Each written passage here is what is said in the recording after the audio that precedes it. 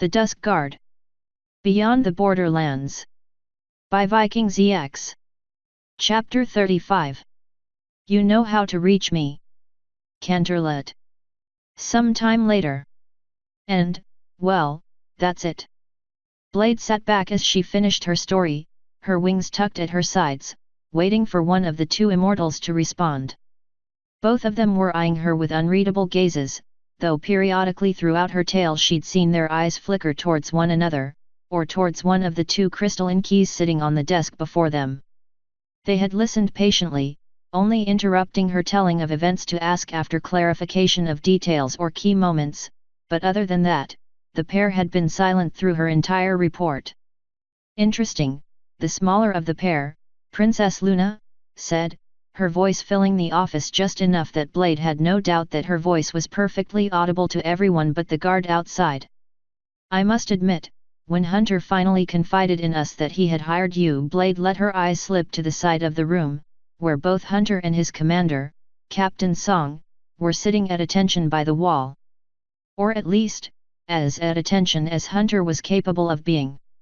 He'd slouched slightly over the course of her tale, though his own outbursts of surprise had been silenced early on by a glance from his captain. I must admit that I expressed reservations, Princess Luna finished. But to face down an immortal such as Anubis, and live? Truly, your deeds have been the thing of legend. Few are those who could say that they have faced such a foe and walked away unscathed, much less boast of his death with such a rousing battle. The princess's wings flared out slightly, but then she frowned, leaning forward over the desk, and Blade had to fight the instinct to shy back as their eyes locked. And you are sure you killed him? Yes. She answered quickly and without hesitation. Frost here put an arrow through his heart.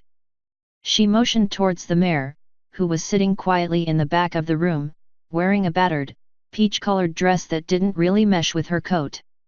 Then again, you're not wearing anything formal, and the Ice Queen is, so who are you to judge if she wants to wear that?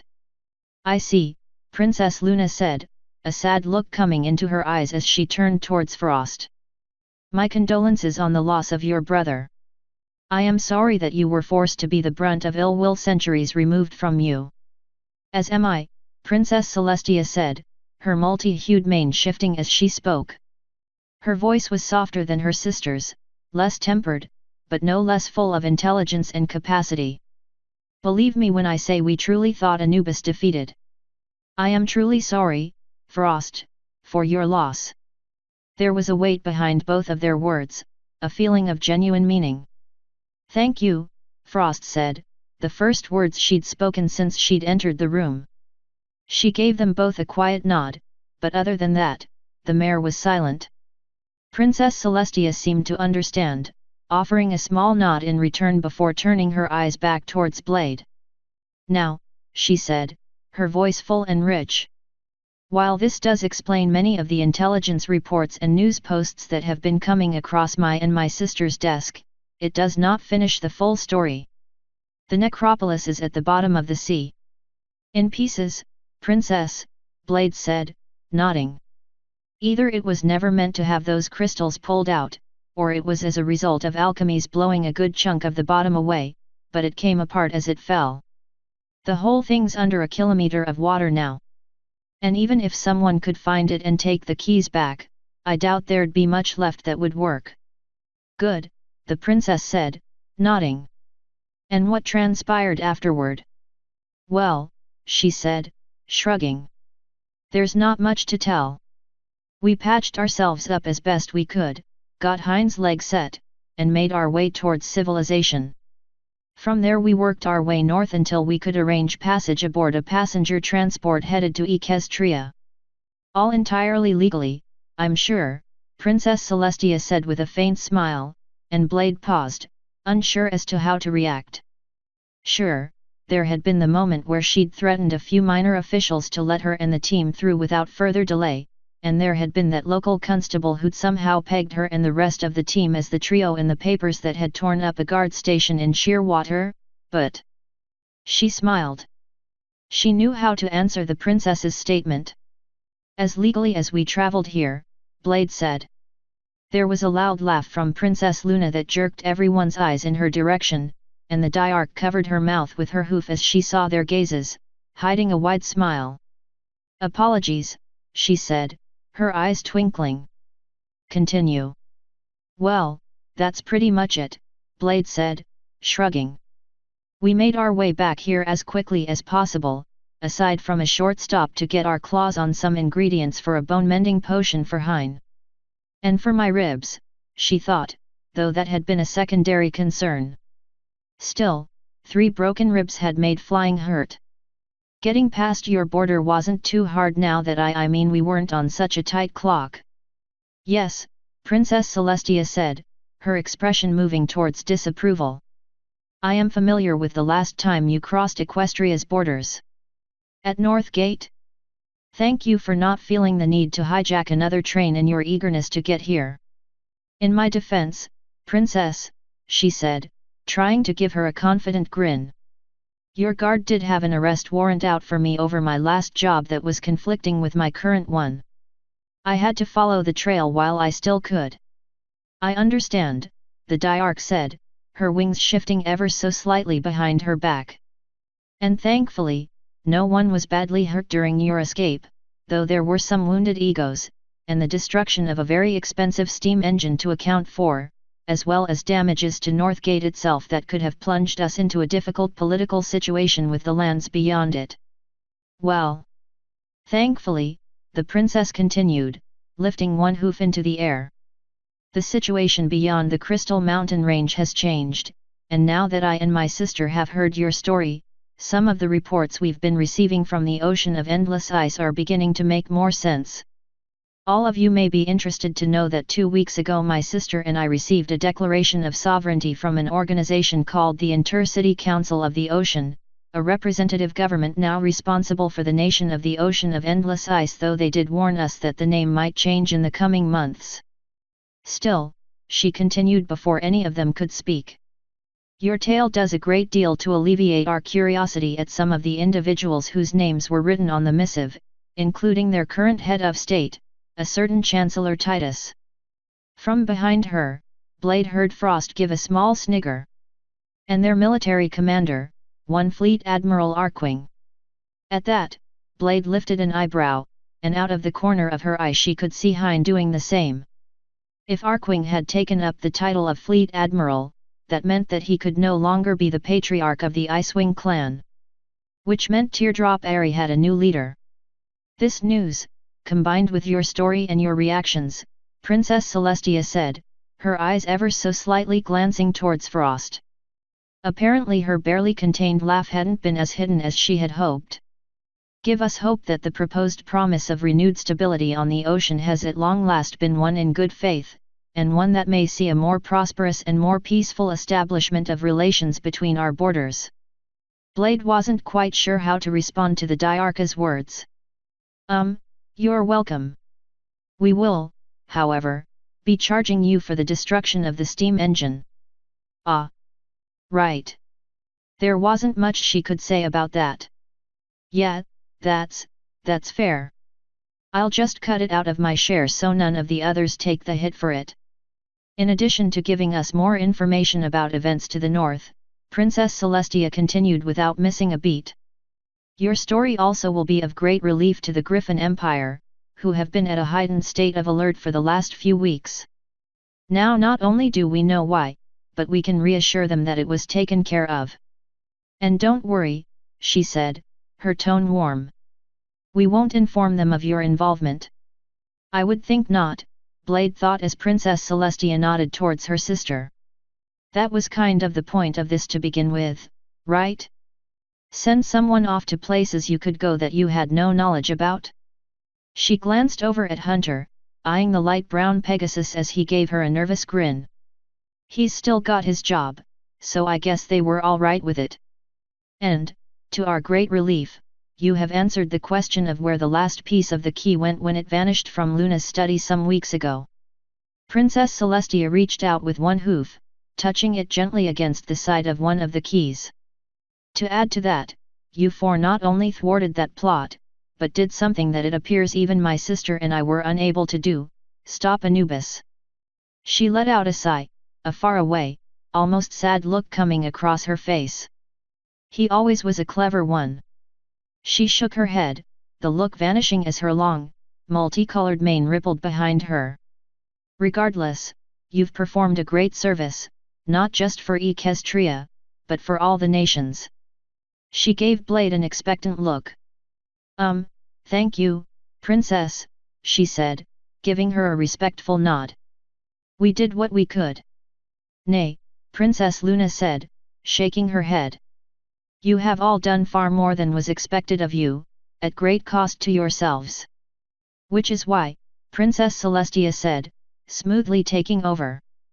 We would be happy to pay you not just the original agreed upon amount, extravagant as it was. Once again eyes flickered towards Hunter, and the light brown Pegasus seemed to shrink a little in his seat. But twice that, for services rendered. Blade felt her jaw go slack. Twice? 400,000 bits? Minus the cost of the steam engine you destroyed, along with a few medical bills, Princess Luna said, though there was a calm smile on her face as she said it. Additionally, we would like to extend a full pardon to you in particular, Blade Sunchasur, clearing you of your crimes in Equestria. She blinked. Both eventualities were unexpected. But... Actually, Your Highness, she said. If it's all the same to you, I'd rather not be pardoned for those crimes. Both princesses' eyes opened wide, and she saw Princess Luna's wings flare out a bit in surprise. Thou, the lunar diarch began before composing herself. Did I mistake my own ears, Sunchasur? You want the charges against you to stand? Actually, yeah, Blade said, smiling at the looks of surprise on both their faces as she spoke. How many could claim they'd surprised the diarchs of Equestria? No offense, I'm glad for the offer, but... But whatever for? Princess Luna asked, a look of confusion on her face. If you do not accept this pardon we have offered THU, then you will still be sought after by our own guard within the borders of our nation. I know, she said, her grin widening a little. But I'm a wandering claw, and you just can't buy reputation like that. Having you guys after me for some job I did and then escaping to do another job? That's dedication that looks good for me. She caught herself before the word slipped out. I mean, wow. It's the kind of thing that'll let my employers know I'm serious. But it may also connect you with employers of less than virtuous intentions, Princess Luna said, frowning. Would that not be sullying in your eyes? She shrugged. It's not like I have to take those jobs. But it keeps me informed, and respected on some level, which means I'll probably be able to find work I do approve of pretty easy. Besides, eventually there has to be an upper limit on how long Equestria will bear a grudge against me. True, Princess Celestia said, though Blade could see that she didn't quite like the idea. And it is your choice. But it does bring us to another question, that of what you intend to do now. Well, I can't speak for the team, Blade said, glancing back at each of them. But me, personally? I'll probably relax for a few weeks, count my scars, and then start looking for a new job. If you'd like, you could stay here, Princess Celestia said. And that extends to each of you. For a time or, if you wish, permanently. It's the least we could offer, after several of you sacrificed your homes in order to bring Anubis's plans to an end. Or this cult's, she said, and Blade saw a look of sorrow cross her face at the mention of the order. I am glad to hear that the beings behind that darkness and evil have finally been put to rest. Well, it's a nice offer, and I can't speak for all of us, Blade said. But me? I think I'm going to make my path elsewhere. Very well. Princess Celestia gave her a nod. In that case then, I must admit there are one or two final pieces of your story I am curious about. Oh. Yes. Such as the fate of the expedition that had been uncovering Anubis's weapon. Ah, that, Blade said, nodding. I checked that out, actually. The official story in the paper was pretty trimmed down, probably to avoid panic and check for confirmations, she thought, but it did say that thanks to the intervention of a heroic airship captain out on a flight over the desert, none of the members of the team were lost, though there were a number of injuries. Past that, she shrugged. I'm sure they'll spend some time answering question after question before getting back to their lives or what's left of them, since their work just quite literally flew off. Princess Celestia looked at her sister, both of them lifting a solitary eyebrow, and Blade had the distinct impression that there was going to be a quiet inquiry at the Canterlot Museum later that day. Well then, Princess Celestia said. Then there is one other element of your story that we wish to inquire after. You mentioned a name that my sister and I have heard quite a bit recently. The Violet Heart. Oh. Yeah. She'd deliberately schemed that part of her story along with a few others, leaving out both the particulars of how she'd tracked the contact down and the details of the deal she'd struck. Them. She could guess what they were going to ask. Sorry, but I don't think I'll be much help there. I only went through local sources, and I wouldn't talk about those even if you asked. I see, the Solar Diarch said, pressing her lips together. I suppose that answers that, then. I take it you have an issue with them, then? Blade asked. No, not as such, Princess Celestia said with a shake of her head. We are, however, quite curious as to their methods and capabilities, Princess Luna cut in. They have managed to build quite the network across a number of nations, and yet we've not been able to determine who they are or what purpose, if any, they have in mind for the knowledge they're amassing. Blade smiled. If you'll forgive my being blunt, it sounds like you're both running afoul of something one of my old commanders said about governments not liking rival intelligence groups that could outdo them. The Diarchs exchanged glances once more, and Blade smiled. Regardless, she said, don't look to me for help there, unless you want to hire me. The thought has crossed my mind, Princess Luna said, her eyes drifting to the keys. Especially in light of the competence you've displayed in recovering these keys. A position on the Dusk Guard itself wouldn't be remiss for your skills, nor any of those on your team, I think. Thanks, but no thanks, Blade said, shaking her head. I prefer being a free agent. I presumed that would be the case, the Lunar Diarch said, smiling. And to be perfectly honest with you, I think that's a place where some are meant to do the most good. After all, we all need some space to stretch our wings, do we not? Now then, she said, turning her head slightly before Blade could respond and looking at her sister. Unless you have any further questions, sister, I believe that we can move on to the second part of this meeting. Princess Celestia nodded. Very well, Princess Luna said, bringing her attention back to Blade. For a moment, she felt like the princess was looking right through her, ageless wisdom and experience seeing right through her and staring at her very heart. It was all she could do to keep her ruff from flaring outward in surprise. It was almost like she was a fledgling again, fresh out of her egg and looking up into the eyes of her parents. There was knowledge and age she couldn't fathom in those eyes, something beyond mortal reckoning. But it was kind. Warm, if a little stern.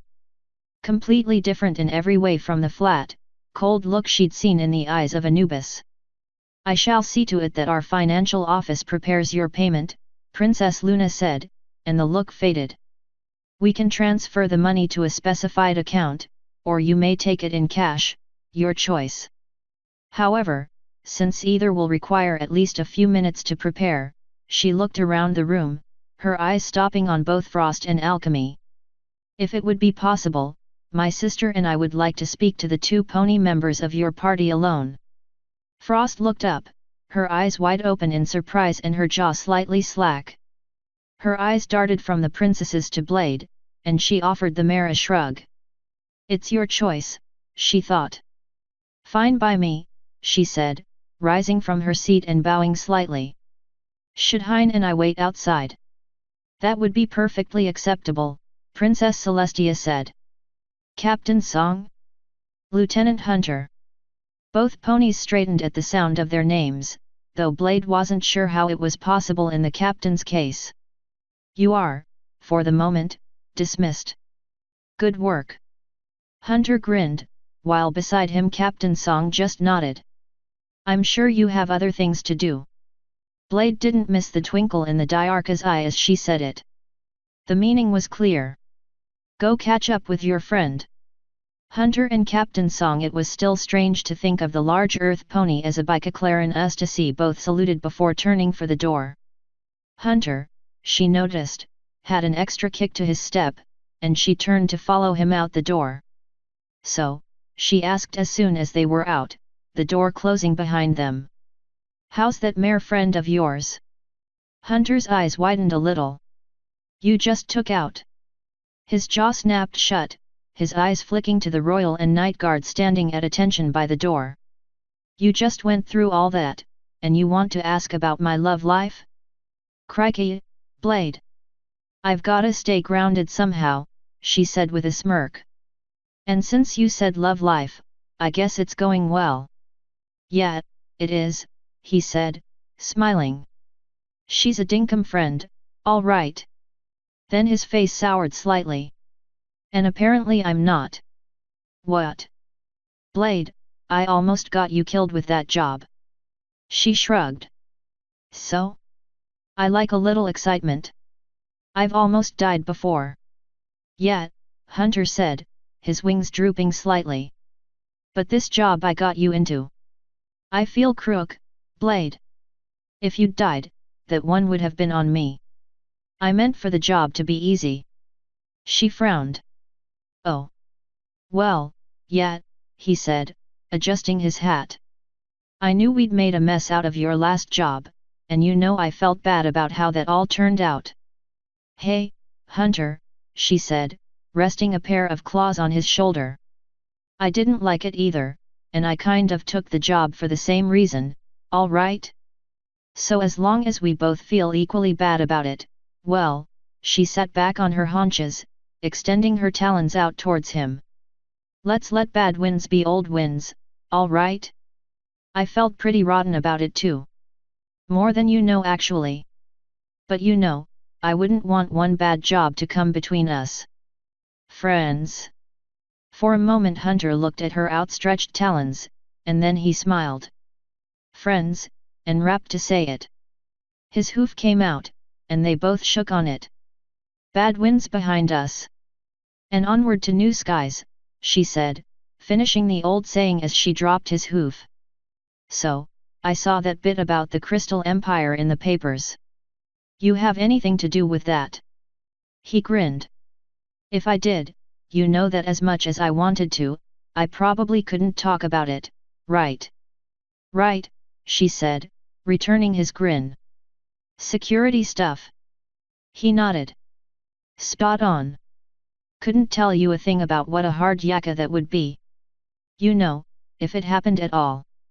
Uh-huh, she said, giving him a smirk. And how's the snow up there this time of the year? He blanched. Oh, you don't want to know, he said. Colder than old Grey Claw on a bad day. She let out a laugh at the mention of their old flight instructor. That cold, hey. Colder, Hunter said, letting out a chuckle himself. I tell you, I saw icicles there that. I'll bet the ocean was colder. He paused, eyes narrowing as he stared at her. Then he shook his head. No bet, he said. You might win, and I've learned my lesson. She grinned. Still smarts, hey. The bruises Cloud Seeker gave me still haven't healed, Hunter said. If you want to bet something, Blade, all I have to say is Buckley's. She let out a laugh. Oh come on, it wasn't that bad. I couldn't leave my cabin for 2 days, Blade, he said. 2 days. Cloud Seeker had somebody outside my door every day. It made the rest of flight camp winky. Oh go stuff your head in a thundercloud, she said, still grinning. You know you were sweet on her. Oh, yeah, Hunter said with a roll of his eyes. Right up until she mashed her hooves into a very sensitive area. He shook his head. Come to think of it, I'm starting to think that maybe I am even with you for this whole key thing. She scoffed. Really? Didn't you just say you felt bad for me almost dying? Getting hit there is the same thing, Blade, he said, shaking his head, a shudder running through his body. Trust me, you just don't understand. He let out a laugh, and she joined in. It felt good. So, she said, glancing down the hall in the direction of Captain Song and Hein. Both the pair seemed to be having a contest to outstare one another, and she wasn't quite sure who was winning. Before we get talking about what's new, I've just got one question. You ever find out what happened to my old boss? Mint. Hunter shook his head. No. She just disappeared. We're still looking, but we're not even sure she's alive at this point. What about Radiant? She's still in therapy, Hunter said. Getting better, but last I heard she had a ways to go. If she ever gets better, we've got a lot of charges to pin on her, but otherwise, he shrugged. Blade nodded. Right. Just curious. So, happier topics. Your mere friend. Thistle, Hunter said, letting out a sigh. She's something else. She must be, Blade said, noting the dreamy look in his eyes. Why don't you tell me about her? True, dinkum. Hunter let out another laugh, dropping onto his haunches in the hall. Close enough, he said. He sighed again. Let me think. Where to start? Oh, he said, clicking his hoof against the stone floor. How about with how we met? Blade let herself relax, tucking her wings against her sides, and Hunter began to tell her about their first date. It was good to be done. But it even better to still have her friend. Asterisk. Hein stared across the hall at the large, olive-green earth pony. He was older than the last time he'd seen him, a few more wrinkles about the eyes, but he was still the same pony. There was no mistaking it. And he was a captain now. He wasn't too surprised. There were, after all, only so many jobs for a pony like that to go around. Still, he didn't quite feel comfortable standing across the hall from him. That was a part of his life that was long gone. He had no right to speak, to open his mouth, to even acknowledge it. He was, after all, Hein. But still, part of yearned to know, to ask. Hein, Steele said, his voice breaking the ice between them. The earth pony gave him a polite nod. Steele, he said back, returning the nod. Been a long time. Years, Steele said. You showing up here today was the biggest surprise I've had in a while. For a moment he said nothing. Then he shrugged. I'd imagine it was as big a surprise for me as it was for you. You're a captain now. And you're a mercenary. It happened. So do a lot of things. The silence stretched again between them, and Hein wanted to tap his talons across the floor. He didn't want to broach the subject, it wasn't right for him to, but... Does your brother? Steele began, but Hein shook his head, and the earth pony caught himself. Right. The whole exile thing.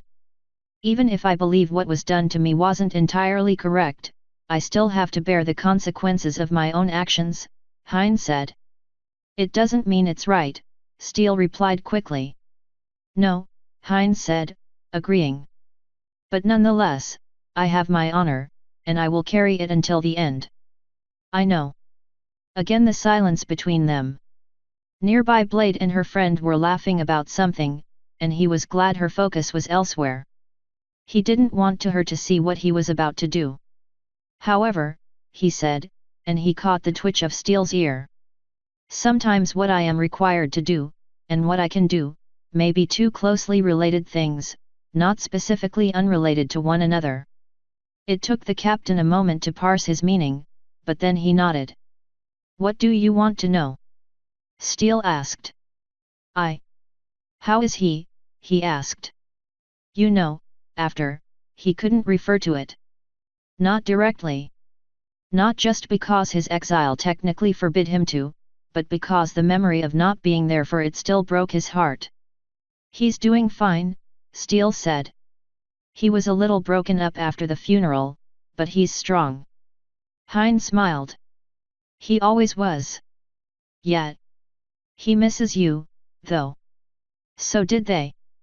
I don't think any of them ever truly stopped thinking of you as family. No, he said, shaking his head. He couldn't either. I'd imagine not. He works here now, Steele said, and Hein felt his tail twitch in surprise. Right here in Canterlot. He emigrated. No, Steele said, shaking his head. He's a bodyguard down at the embassy. He's a blade master too, now. Hein nodded. I'd heard that. As are you.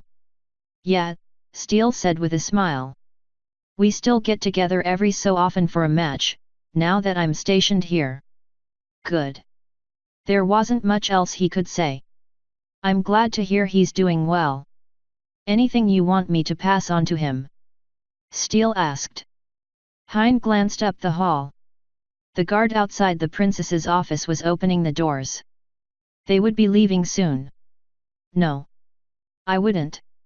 I wouldn't want to open old memories. Please, don't tell him I was here. It hurt to say it, but it would hurt worse if his brother knew. Steele nodded. I understand. He returned the nod. You always were a good friend to my little brother, Steele. Thank you. The Earth Pony captain smiled as the door to the princess's office opened, Alchemy and Frost walking out, the princesses themselves right behind him. It was time to leave again. He gave Steele a curt nod, and then, for old time's sake, a salute. Both were returned. Then he turned away, walking up the hall, his talons clicking against the stone as Blade rose to meet the Diarchs. Part of him hurt, but another part of him felt good. He hadn't had any news about his little brother in decades. It felt good to know that Prime Tail was doing well. Asterisk. As promised, Princess Luna said, passing over a large, heavy pair of saddlebags with her magic. Your payment. In equestrian bars and a little change. Blade took it, grinning as she felt the bars inside clink against one another. She wanted to open it right then and there, pull each bar out and feel the weight of her payment in her claws, but that could wait. So, she said, glancing at Alchemy and Frost, her brain doing a slight skip at the sight of Frost's dress. It still seemed odd, though Frost seemed determined to make it work. You two going to stay here then? We had a nice talk, Alchemy said. But no. Frost nodded. At the very least, we have a payment to divvy up, she said. So wherever you're going, I guess we're following, at least until we talk it over. Same for me, Hein said, walking up behind her. There was a look on his face she couldn't quite place, though it was buried beneath a couple of layers of stoicness. We can work it out later. Right, Blade said, looking back up at the princesses. Well then, I guess this is goodbye for now. Unless, you know, you need my services again for something. And what if we do? Princess Celestia asked, lifting one eyebrow. I can't deny that it may be a possibility in the future. How will we contact you? She grinned. Talk to Lieutenant Hunter, there, she said, tossing the saddlebags across her back. He'll know how. After all, we're friends. We'll be in touch. That or blow something up. That'll get my attention. Blade, Hunter said as Princess Celestia's eyes went wide. Relax, she said, bowing before the two princesses. Trust me, if you need me again, you know how to reach me. You just have to have the winning bid, and judging by this payment, she shook the bags, the bars clinking against one another. You do, she said, winking. So, until next time. Celestia nodded. Until next time, Blade Sunchasur. May the sun and moon shine on you. As long as you both keep them there, Blade said, clicking her talons once more as she looked down at the rest of her team, and then at Hunter and Captain Song. "See you boys both later," she said as she turned and began moving down the hall, Hein, Alchemy, and Frost all at her back. "I've got a payday to celebrate." Asterisk. It really does look pretty awesome, Blade thought as she watched the city of Canterlot slide by beneath the airship. They were over the city outskirts now, and the sun was out, glinting off of the snow-capped rooftops and spires and turning the city into a diamond-encrusted marvel as they passed by overhead. She could even see a few early hearths-warming decorations going up, colored lights and festive streamers hanging from doorways and along streetlights. Yup, definitely a pretty awesome place. There was the sound of someone clearing their throat behind her. "Anyway. So," she said, turning and looking across the deck of the small, high-speed courier. Hein, Alchemy, and Frost were all standing around in a circle, eyes on her as the ship's autopilot carried them away. There was still some equipment stacked on the deck, crates that hadn't been loaded yet, and what little gear they had was piled against the gunwale. "What do we do now?" "It's a good question," Alchemy said. "Got any ideas?" "A few," she said, giving them a nonchalant shrug as she took a few steps forward, their payment clinking on her back. She pulled the saddlebags off and opened them, tossing them out onto the deck. Heavy metal bars, each composed of gold, silver, and platinum, spilled out across the deck. "We could split the money like agreed, 4 ways, me minus my damage fees, and go our separate ways." "Or?" Frost asked. She was still wearing her peach-colored dress. "We could keep the money, bank it, and see what other jobs there are out there for us," she said, grinning. "I gotta be honest, I like working with you guys, and I think we make a pretty good team. There'd be a lot of work out there for us if we stuck together, and let's be frank, it's work we're all well suited for. What do you say?" She took a deep breath, her chest swelling as she looked at each of them. "Do I get a say in the matter?" a shaky, unfamiliar voice asked. "What?"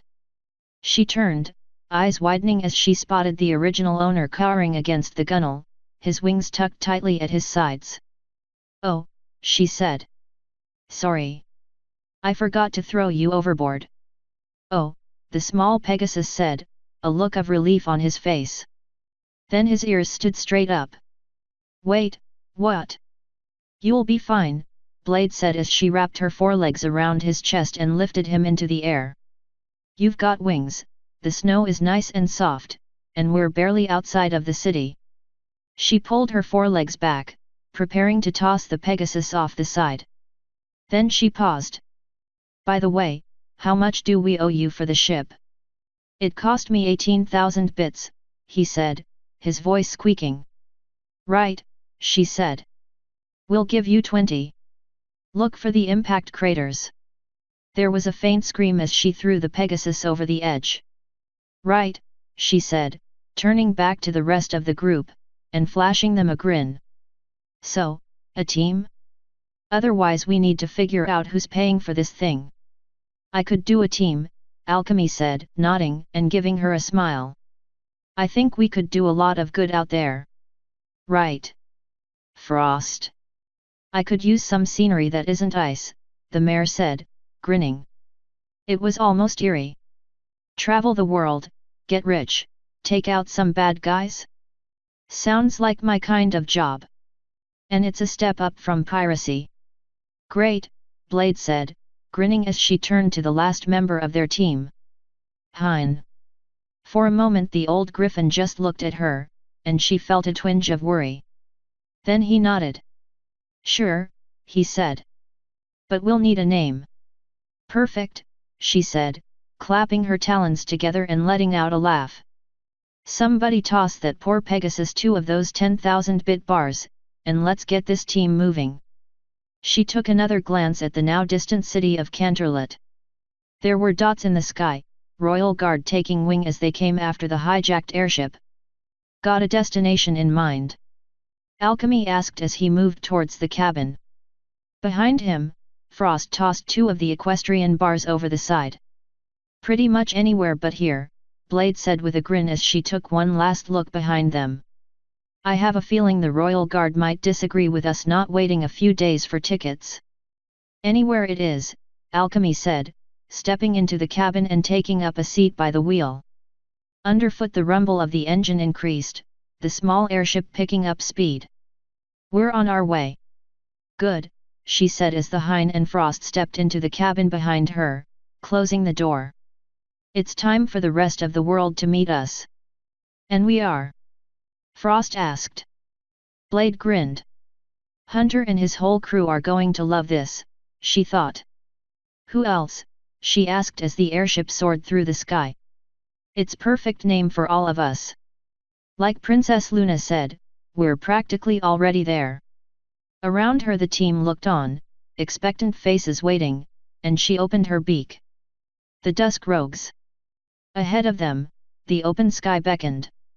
Final tally. Count of laws broken, 3. Total laws broken, 114.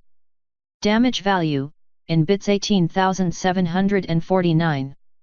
Total damage value, in bits 1,812,770. Author's note. Credits. Dedicated to all the MLP, FIM fans whose music, art, and writing I've enjoyed since I discovered the show. And also to the fans of the Dusk Guard, who commented, chatted, and helped recommend my FIC to others. Special thanks. Alpha Readers. Horlum. Sears. Raptra. Cover art. Midnight Sonare. Readers. Hype Master. Jarnulf. Equinox _ Reader Rin. Chromegas _ Flare. LaFear. Hoopy McGee. Mighty Fenrir. NOVA 89. Corsair. O-Dragon. Thunderblast. Fallen Moon. Doom Manta. Crystal Static. Cro-Magnon. Armadillidium Vulgar. Ace 8 Sermine. Rolhan. Not So New Brawny. OMNI 001. ASH 19256. VNOP. Kim Chimera Chimes. Sears. Nightly Creeper. Raptra.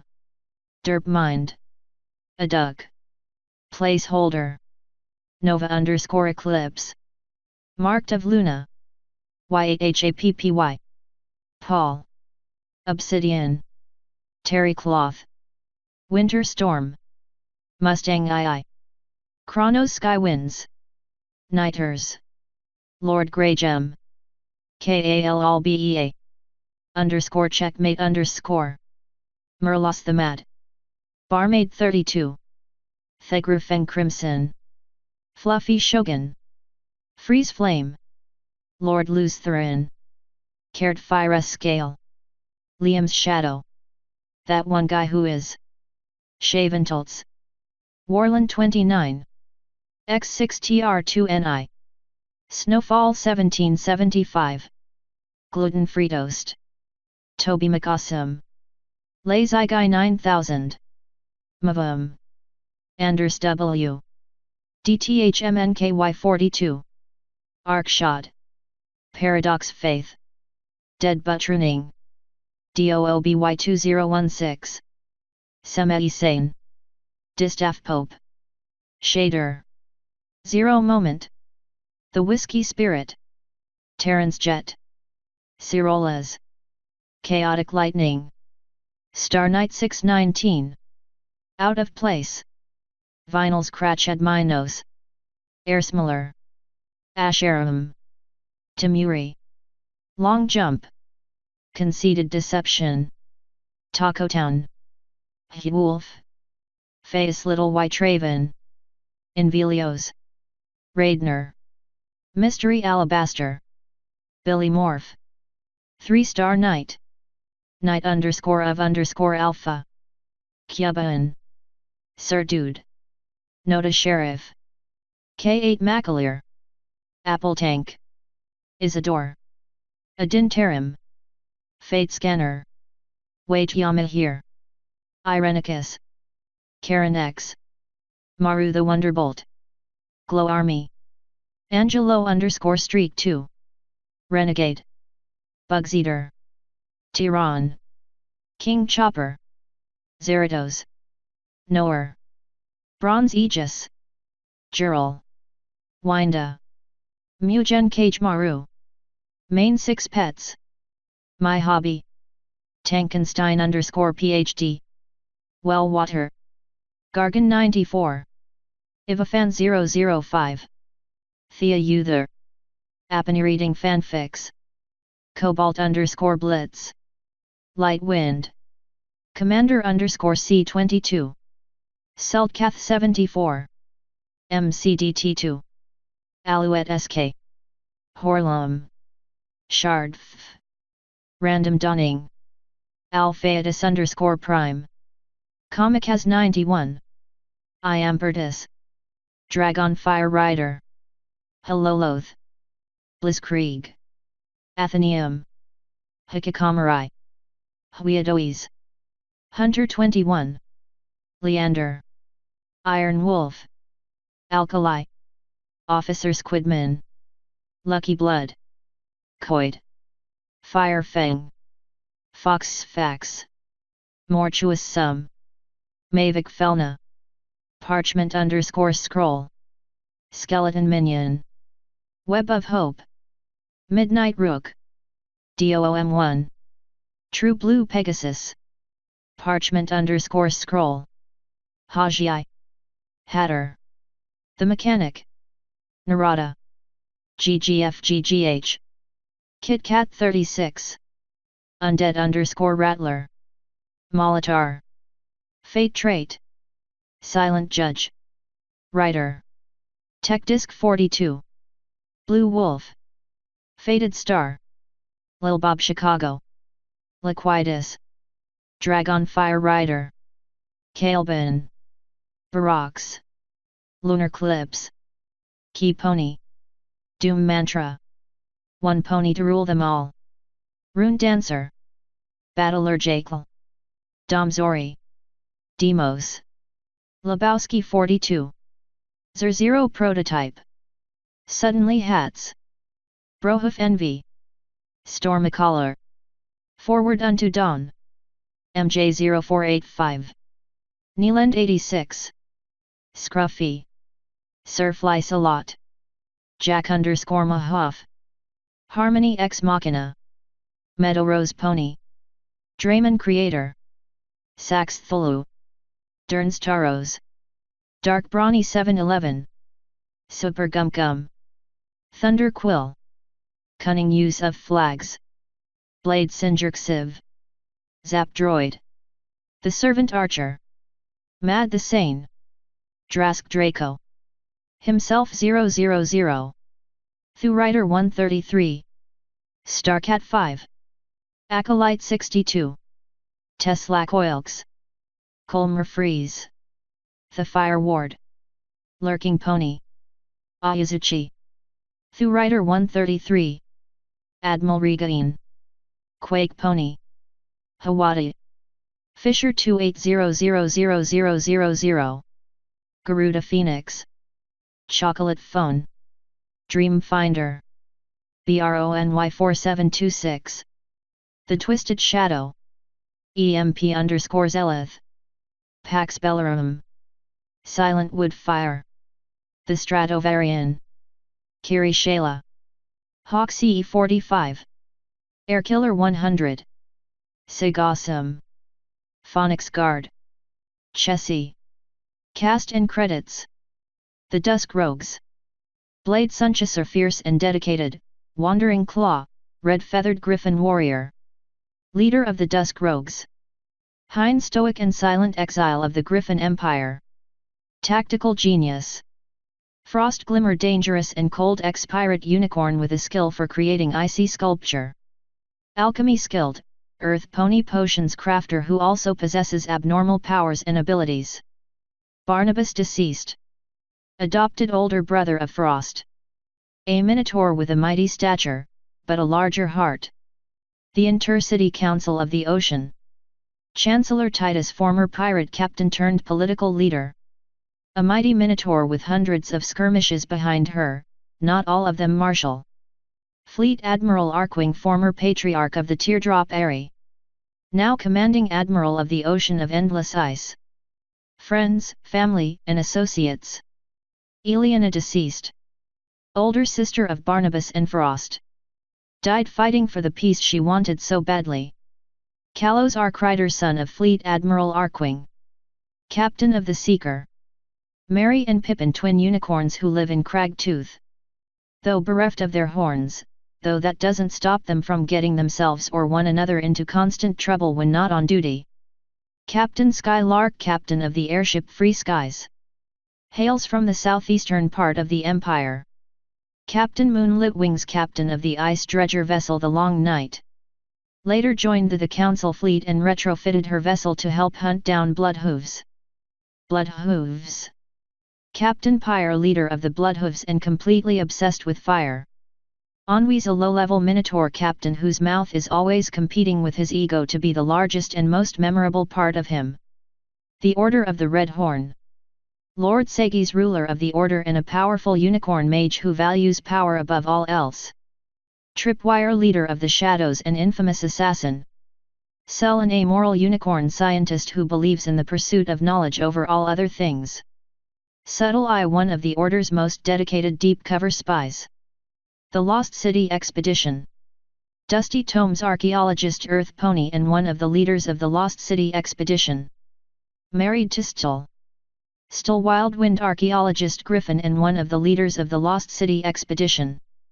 Married to Dusty.